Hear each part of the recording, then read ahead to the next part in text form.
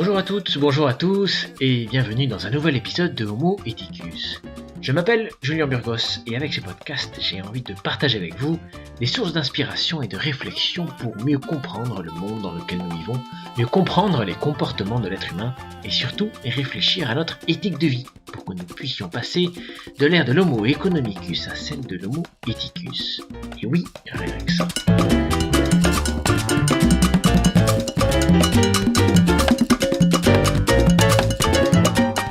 Et si vous voulez mieux comprendre l'objectif de ce podcast, je vous encourage d'écouter l'épisode 0 dans lequel je vous présentais les raisons pour lesquelles j'ai créé ce podcast. Et pour ne rater aucun épisode, je vous invite à vous inscrire au podcast sur iTunes ou sur votre plateforme préférée et à laisser vos commentaires et avis.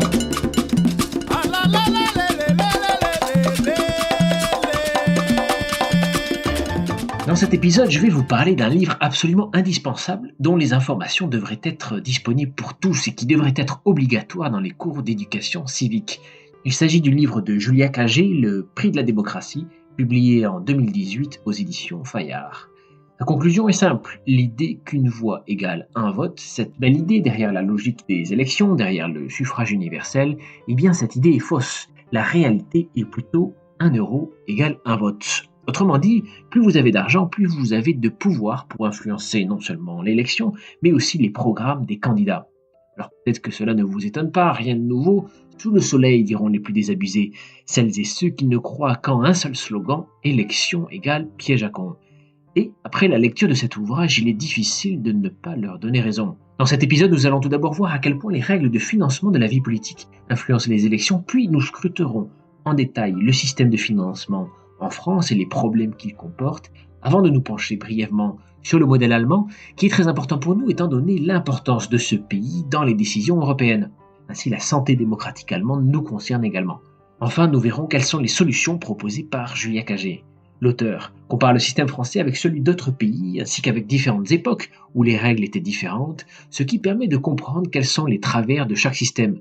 Son livre est très riche, rempli de données, de statistiques et de tableaux, et il est, comme je le disais, absolument crucial de le lire et de comprendre l'importance du système de financement des partis qui d'instinct nous semble être peut-être la chose la moins intéressante du monde, mais qui est en fait essentielle au fonctionnement d'une démocratie. Alors commençons par le constat essentiel qui est le suivant. Plus un parti ou une campagne électorale a d'argent, plus elle a de probabilités statistiques de gagner. C'est prouvé, statistiques à l'appui comme je le disais, qui sont dans le livre. Par exemple, l'auteur écrit « En France, la dépense moyenne d'un candidat aux élections législatives est d'un peu plus de 18 000 euros en 2012. Mais pour les heureux élus, il est de 41 000 euros. Alors désolé de briser les illusions de ceux qui croyaient au slogan « une voix égale un vote ». Et donc l'argent compte beaucoup. En effet, plus un parti ou un candidat dépense pour sa campagne, plus il a de probabilités de gagner. C'est une statistique, ce n'est pas vrai dans tous les cas bien évidemment. Par exemple, Benoît Hamon, que Julia Cagé a d'ailleurs soutenu lors de la présidentielle de 2017, eh bien, Hamon a été un des candidats qui a le plus dépensé avec Macron, mais avec le résultat désastreux que l'on connaît. Donc le niveau de dépense des candidats a une influence, mais ce n'est pas que ça. Il y a aussi d'autres éléments, par exemple comme le soutien du candidat, comme le paysage politique au moment de l'élection, ou le charisme et la personnalité des candidats. Cependant, l'accès à l'argent a une importance significative. C'est pourquoi il est important de comprendre comment ce système de financement fonctionne, qui finance les partis. Alors il faut d'abord commencer par quelques explications, parce que quand on parle de financement de la vie politique, de quoi parle-t-on ? Eh bien il y a le financement public, c'est-à-dire les contributions de l'État, puis il y a aussi les contributions privées, des donations faites par des individus ou des entreprises. En France, les entreprises ne sont pas autorisées à financer la vie politique, ce qui n'est pas le cas en Allemagne, où, comme nous le verrons, elles ont une grande influence. Alors, est-ce que les donations privées ont de l'importance ? Est-ce que ces dons sont répartis dans l'ensemble de la population ou est-ce que c'est juste une minorité qui finance les partis et donc qui les influence ?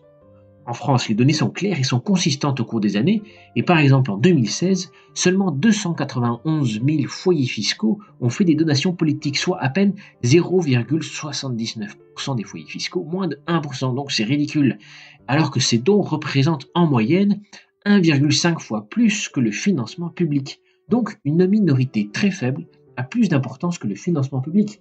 Or, en France, les plafonds des donations sont assez bas comparés à d'autres pays.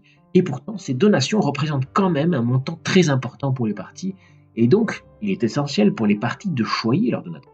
D'où l'importance de réguler le financement privé, car si les partis ou les candidats dépendent trop des dons privés, alors leurs priorités politiques vont naturellement s'orienter vers les priorités de ces personnes ou des entités qui peuvent les financer, c'est-à-dire qui peuvent permettre leur survie en tant que mouvement politique qui veut avoir une capacité d'influence. Après tout, ce système économique, le client est roi et le client c'est celui qui paie, donc le donateur. L'idée ce n'est pas ici de dénoncer un complot, mais c'est la logique normale du marché. Il faut satisfaire le client. Or, ceux qui donnent sont principalement les foyers les plus aisés parmi les plus aisés, ce que nous prouve l'auteur d'ailleurs statistique à l'appui. Donc les partis vont chercher à les amadouer, à les contenter. Et cela nous permet aussi de comprendre pourquoi les partis dits de gauche, comme le Parti socialiste en France, le Labour au Royaume-Uni ou le SPD en Allemagne, se sont détournés des priorités et des besoins des ouvriers, des classes populaires et des employés, car tout simplement, les ménages de cette classe, de cette partie de la population, n'ont pas les capacités financières pour faire des donations, et donc perdent leur importance aux yeux des chefs et des trésoriers de partis. L'auteur écrit: on constate que les très riches ont une plus forte probabilité de faire un don à un parti politique. Alors que nous avons vu qu'en 2016, seuls 0,79% des foyers fiscaux avaient déclaré un don, c'est le cas de plus de 10% des contribuables parmi les 0,01% des Français aux revenus les plus élevés. Et pourquoi il faut des règles plus strictes pour que chaque tranche de la population puisse avoir la même influence? Elle écrit: les citoyens ne sont pas égaux quant à la profondeur de leur poche, qu'il s'agisse des ressources propres qu'ils peuvent consacrer à leur campagne ou de celles qu'ils sont susceptibles de mobiliser. Autoriser sur le papier l'ensemble des candidats à dépenser selon leur bon vouloir, cela revient de fait à réintroduire un sens, autrement dit, condition d'éligibilité. En effet, pour ce 0,01% de la population, le don moyen est de 4 000 euros, alors qu'il n'est que de 121 euros pour les ménages les plus modestes. Et c'est normal, selon votre revenu, on ne peut pas contribuer de la même manière. Donc on voit bien ici qu'il y a une influence non négligeable des dons privés dans les revenus des partis politiques et des campagnes électorales. De plus, comme toutes les élections sont influencées par l'argent, par les dons aux partis et aux campagnes, cela veut dire qu'un référendum d'initiative citoyenne, par exemple, si jamais il est mis en place, serait aussi influencé par le système de financement. Et le meilleur exemple, en fait, c'est le Brexit, dont la campagne pro-Brexit a été largement financée par des donations privées et a permis d'avoir beaucoup de moyens et de diffuser des messages mensongers. Quand on pense aux conséquences du Brexit, on comprend qu'il est nécessaire de réguler le système de financement pour éviter le contrôle de ces élections par quelques milliers de donateurs parmi les plus riches. Et donc, avant même d'imposer le RIC, il faut changer les règles de financement. Regardons maintenant en détail comment fonctionne le système français. Je cite l'auteur. Les dons des entreprises aux campagnes comme aux partis politiques sont interdits par la loi. Les dons de personnes privées aux partis ou aux groupements politiques sont plafonnés à 7 500 euros par individu et par an. Et les dons aux campagnes électorales, qu'il s'agisse des campagnes présidentielles, législatives ou encore municipales, sont limités à 4 600 euros par élection. Alors on peut se dire ce sont des montants assez limités, et c'est vrai que comparé aux montants astronomiques des élections aux États-Unis, la France a des limites assez basses. Cependant, elle poursuit. Lors d'une année électorale comme 2017, un citoyen a pu consacrer en France jusqu'à 21 300 euros à la défense de ses intérêts politiques. Il suffit en effet pour cela qu'il ait donné 7 500 euros à un parti, plus 4 600 euros à un candidat à l'élection présidentielle, 4 600 euros à la campagne d'un candidat aux législatives, 4 600 euros pour les élections sénatoriales. Le principal problème, évidemment, c'est que certains peuvent contribuer plus que d'autres. Non, un smicard ne peut évidemment pas se permettre de donner même 2 000 euros à son candidat préféré. Donc il y a une grande inégalité dans la capacité de chacun à contribuer. On nous fait croire qu'on est tous égaux, mais comme dit l'auteur, il semble plus beau le jeu politique quand domine l'illusion d'une foule égalitaire dont chaque membre contribue à la hauteur de ses moyens. Fin de la citation. Or, ce n'est qu'une illusion, il n'y a aucune égalité dans ce système de financement. Comme je l'ai dit, le nombre de personnes qui fait des donations est très faible. Moins de 300 000 personnes, soit à peine 0,79% des foyers fiscaux en 2016, et d'autre part, et c'est là que ça devient vraiment scandaleux, les dons aux partis peuvent faire l'objet d'une réduction d'impôt égale à 66% des sommes versées. C'est-à-dire que l'État rembourse 66% des dons sous forme de réduction d'impôt. Donc, le donateur choisit un candidat, et c'est l'État, donc la société, nos impôts, vos impôts, qui vont supporter la décision politique de ce donateur en payant 66% de son don. C'est scandaleux ça, c'est vraiment énorme.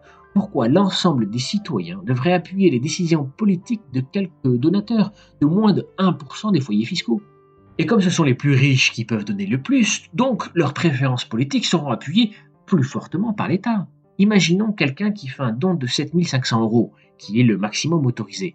Eh bien l'État lui remboursera autour de 5 000 euros, son don ne lui aura coûté que 2 500 euros et les autres 5 000 sont payés par nos impôts. L'État appuie le choix politique des plus riches.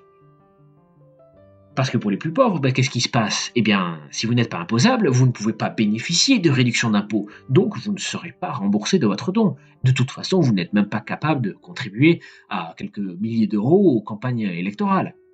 Or, les ménages modestes en France, c'est la moitié des foyers fiscaux, donc c'est loin d'être négligeable et c'est même énorme. Et donc ce système est proprement scandaleux. Pour être précise, l'auteur a fait le calcul des montants de réduction d'impôts perçus par les 291 000 donateurs aux partis politiques en 2016. Et là, attention, accrochez-vous.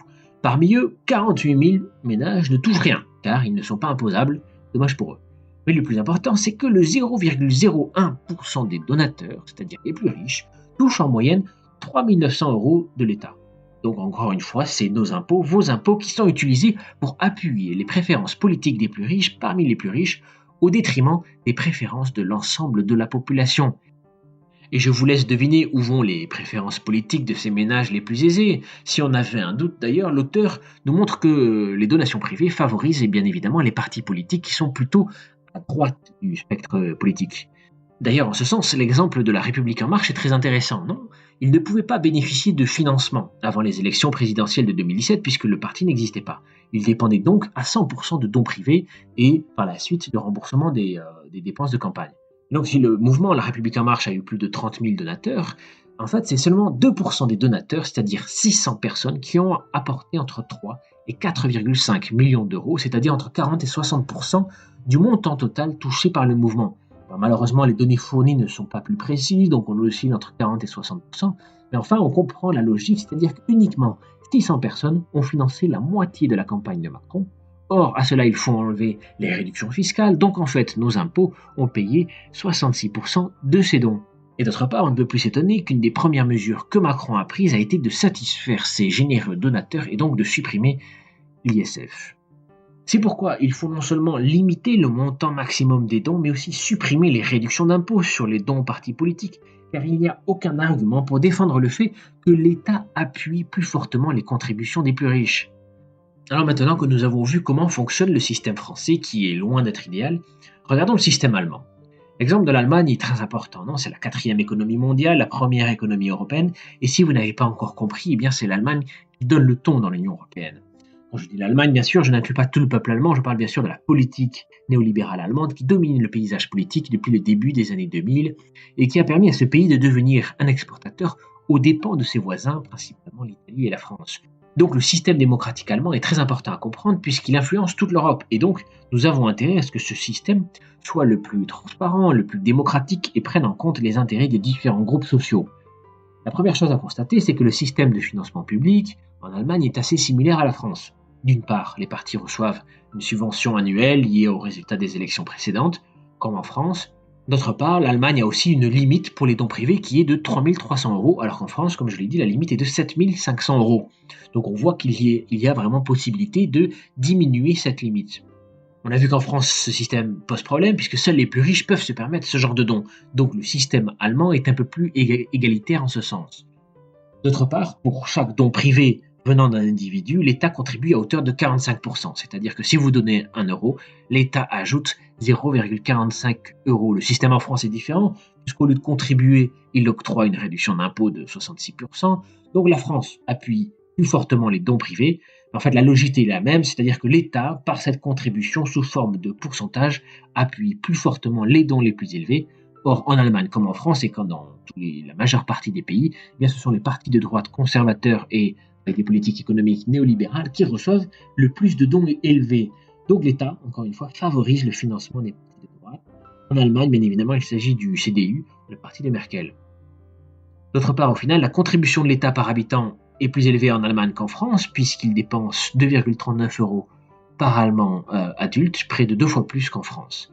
Mais la principale différence entre le système allemand et le français, et c'est là que c'est intéressant, c'est que les entreprises en Allemagne sont autorisées à faire des dons aux partis politiques, ce qui est interdit en France. Les statistiques montrent que les entreprises font des dons de montants plus ou moins similaires ou presque à l'ensemble des partis politiques allemands. Par exemple, le groupe Daimler a donné plus de 1 million d'euros entre 2008 et 2015 à la CDU et tout autant au SPD qui est le parti social-démocrate, le principal concurrent du CDU de Merkel. Et Daimler a aussi donné, dans toute sa générosité, a donné aux autres partis entre 300 000 et 400 000 euros à d'autres partis que sont la CSU, le FDP et aussi le parti écolo. Et donc seul le parti de gauche, de la vraie gauche, pas celui de la social-démocratie, seul ce parti n'a pas reçu de dons. Étrange, non? Alors la première conclusion serait de dire que tout est parfait, ou presque. Les partis sont appuyés de manière équivalente, ou presque, il n'y a pas de grande différence, et donc les entreprises n'ont pas d'influence sur le financement, et donc dans le jeu électoral. Or, force est de constater que si ces entreprises n'influencent pas les campagnes, elles ont une influence sur le contenu des partis politiques qui n'ont pas envie de perdre ses dons, bien évidemment, et donc ces partis ne vont pas prendre de mesures qui iraient contre les intérêts de ces généreux donateurs. C'est ainsi que les partis de gauche tels que le SPD, qui jadis étaient appuyés par les cotisations de leurs membres, sont maintenant beaucoup plus dépendants des dons des entreprises et se sont donc détournés des besoins des travailleurs, et notamment des travailleurs pauvres, pour prendre des décisions qui aillent dans le sens des entreprises exportatrices. Et voilà, c'est toute la logique du SPD qui a été gouverné au début des années 2000 par Schröder, le chancelier, et qui ont changé le système allemand pour avoir beaucoup plus de flexibilité du travail au bénéfice des entreprises et bien évidemment au détriment des travailleurs. Et l'auteur écrit « Reposer sur les cotisations de dizaines de milliers d'adhérents ou sur les chèques de quelques personnes favorisées a des implications extrêmement différentes. » Elle poursuit « C'est la nouvelle tendance oligarchique de la démocratie moderne. Ce ne sont pas les ouvriers qui s'embourgeoisent. Une fois élus, ils ne sont même plus candidats. Ce sont les programmes des partis qui virent à droite pour satisfaire les préférences de leurs nouveaux contributeurs financiers. » On a cité Daimler, mais l'auteur donne aussi l'exemple de la Deutsche Bank et d'autres entreprises souvent issues du secteur exportateur, ce qui a aussi donc bien évidemment une influence sur les politiques économiques allemandes et donc sur le reste de la zone euro. Et cela est très problématique pour l'ensemble de l'Union européenne car au fond, la politique de l'Union est donc grandement influencée par les grandes entreprises exportatrices allemandes car elles financent l'ensemble des partis. Or, les politiques européennes influencent le système français, donc les entreprises exportatrices allemandes ont une influence non négligeable sur la politique et les lois françaises. Or, bien évidemment, leurs intérêts ne vont pas toujours dans notre sens. Les élections européennes récentes ont montré une poussée du parti écolo allemand, mais il est lui aussi financé par les grandes entreprises allemandes, donc ce problème est toujours là. Pour éviter d'avoir ce problème, il faudrait donc harmoniser les règles électorales au niveau européen. Alors ce panorama n'est pas très gai, et nous montre à quel point nos pseudo-démocraties peuvent être captées par les intérêts des grandes entreprises et les franges les plus riches de la population. Il est évident qu'il faut permettre que chaque groupe de la population ait les mêmes droits et les mêmes opportunités pour contribuer à la vie politique. En fin d'ouvrage, donc, l'auteur a le mérite de fournir plusieurs solutions pour pouvoir changer de système. Tout d'abord, elle insiste sur l'importance du financement public, parce qu'il est vrai que si l'on considère que tous les partis sont pourris, et nombreux pensent de cette manière, alors on n'a pas vraiment envie de leur donner de l'argent, et on pourrait avoir tendance à couper tout financement public. Et d'ailleurs, c'est ce qui s'est passé en Italie. Cependant, couper les fonds publics, cela implique que les partis vont devenir absolument dépendants de dons privés, c'est-à-dire dépendants des groupes sociaux les plus riches ou des entreprises qui sont capables de faire de généreux dons et donc d'avoir plus de poids dans l'élection. Donc si on souhaite un système vraiment démocratique avec le suffrage universel, alors il faut faire en sorte que l'élection ne dépende pas de la quantité d'argent que chaque parti reçoit, puisqu'il a été montré que plus un parti ou un candidat a de l'argent, plus il a de probabilités statistiques de remporter une élection. Donc il faut réintroduire de l'égalité et pour cela jouer à la fois sur le financement public et diminuer l'influence du financement privé. Voici les solutions que l'auteur propose. En ce qui concerne le financement public, les partis recevraient un financement sur base de leurs résultats aux dernières élections, comme c'est déjà le cas. Puis l'auteur propose de mettre en place un nouveau système qu'elle appelle des bons pour l'égalité démocratique. Ainsi, chaque électeur aura un bon d'une valeur identique pour tous, de quelques euros. Il pourra attribuer au parti ou au mouvement politique de son choix, et cela chaque année lors de sa déclaration d'impôt. Dans ce système, les individus donc ne font pas de dons, mais ils indiquent leur choix, et c'est l'argent public qui est utilisé de manière équitable pour tous, contrairement à la situation actuelle où l'État appuie en fait surtout le choix des plus riches à travers les réductions d'impôts. Ce système d'ailleurs a aussi le mérite de permettre une redynamisation de la vie politique, étant donné que les élections nationales n'ont lieu que tous les 5 ans, le jeu politique et donc les pourcentages de financement sont figés pour 5 ans, et donc il est très difficile pour un nouveau mouvement ou parti de se faire une place. Alors que si le financement évolue tous les ans, eh bien, il y a un peu plus de flexibilité. D'autre part, l'auteur propose de limiter le financement privé, car si les dons privés sont trop élevés, ils affecteraient le système de financement public en le noyant dans un flux de dons privés comme c'est déjà le cas en Allemagne. Donc déjà, il faudrait interdire le financement des partis par les entreprises, comme c'est le cas en France, mais pas en Allemagne. Mais d'autre part, il faudrait avoir un plafond très bas des dons pour que chaque ménage puisse contribuer de la même manière sans avoir d'inégalité profonde. Cela empêcherait aussi que les partis ou les candidats soient trop redevables envers une certaine partie de la société qui est celle qui est capable de faire des dons élevés. Pourquoi l'auteur propose un plafond assez bas de 200 € par personne. La deuxième solution proposée par l'auteur pour améliorer notre système démocratique est de réintroduire de la diversité sociale au sein de l'Assemblée. Alors ce sujet s'éloigne de la thématique du financement des partis politiques, mais ce sont des suggestions très intéressantes pour améliorer notre système démocratique. En effet, il n'y a actuellement aucun employé ou ouvrier à l'Assemblée nationale, alors qu'il représente près de 50% de la population active. Différentes études ont montré que chaque personne a tendance à favoriser ou à défendre les intérêts de son groupe social. Et donc, s'il n'y a que des cadres supérieurs à l'Assemblée, alors ils ne peuvent avoir qu'une vision extrêmement réduite de la réalité des problèmes de la population française. Et après tout, c'est normal, nous sommes capables de comprendre que les expériences que nous ou notre entourage avons vécues. Il faut donc introduire plus de diversité. Alors certains critiquent cette idée en argumentant qu'il faut un minimum d'expérience, d'expertise pour être député, et donc on ne peut pas prendre n'importe qui, il faut des gens compétents. Alors déjà, cela sous-entend que les ouvriers ou employés seraient incompétents. Bref. Cependant, La République En Marche s'est vantée d'avoir de nombreux nouveaux députés qui n'avaient jamais eu de rôle politique avant. Et quand on voit le niveau des députés actuels de la majorité, qui se comportent tels des moutons sans aucun esprit de contestation, on peut douter de leur expertise et surtout de leur engagement. D'autre part, on pourrait aussi douter de compétences de certains élus, des dentistes ou autres professions qui ont certes des diplômes élevés, mais qui n'ont pas de compétences particulières pour la gestion des choses publiques. Enfin, et c'est le plus important, des études montrent que c'est l'intelligence de groupe qui est le plus important dans ce genre de processus plutôt que les compétences individuelles de chacun. Alors comment introduire plus de diversité sociale? Une solution est celle du tirage au sort, mais que l'auteur ne retient pas, car elle n'est pas pour la disparition des partis politiques. Il considère que les partis ou mouvements sont nécessaires pour la vie politique, pour émettre des idées, des propositions.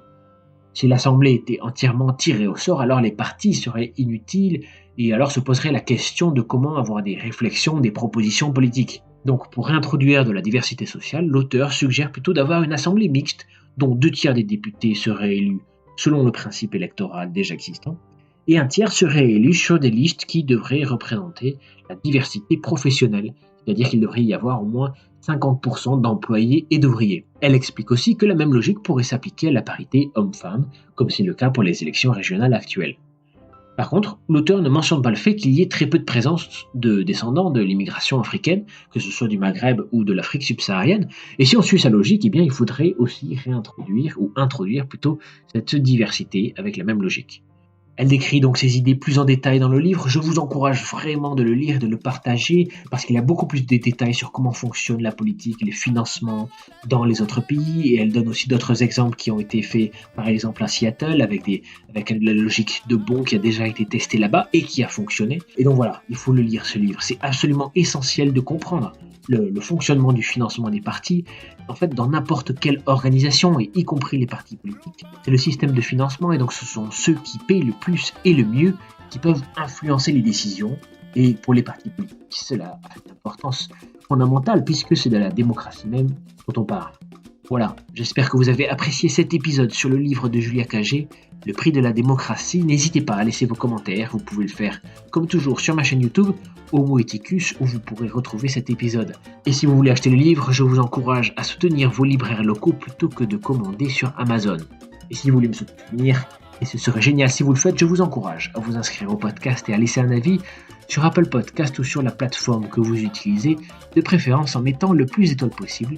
Ça permettra au podcast d'avoir plus de visibilité et de trouver de plus en plus d'auditeurs. Et surtout, n'hésitez pas à partager sur les réseaux sociaux. Voilà, je vous remercie énormément d'avoir suivi cet épisode. On se retrouve la prochaine fois pour un nouvel épisode de Homo Ethicus. Et comme disait l'autre, Banzai!